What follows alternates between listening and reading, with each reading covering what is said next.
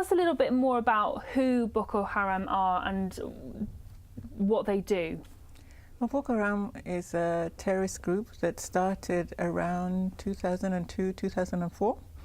And since that time, they've morphed into a really big a network with affiliations with Islamic State, for example.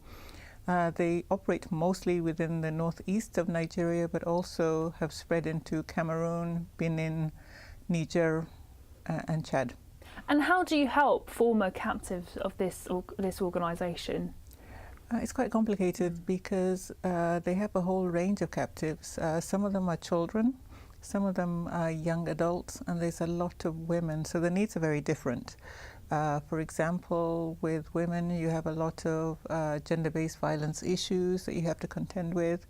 A lot of them have been, because of repeated acts of rape, they're coming back with young babies or multiple children, which have to also be reintegrated back into society. A lot of them come back with health needs, nutrition needs, and really severe trauma, which is the area that we mostly specialize in. Mm-hmm. And what brought you to set up this foundation? Well, it was a journey that happened by chance. I was invited in 2012 to join government, specifically the National Security Advisor's Office, to set up a program, countering violent extremism program for the country. So this was a national program, and I was also asked to leave government when there was a change at elections in 2015. And at the time that we left government, we knew that there were so many victims coming out of the insurgency. We knew that the insurgents themselves some of them were disengaging, and that there was a lot of work to be done. So I knew that I couldn't really stop. So my sister and I formed Neem Foundation, and we took ourselves to the northeast and set up a range of programs looking at rehabilitation, reintegration, and offering trauma support for not only victims of the insurgency, but we also work with a number of perpetrators.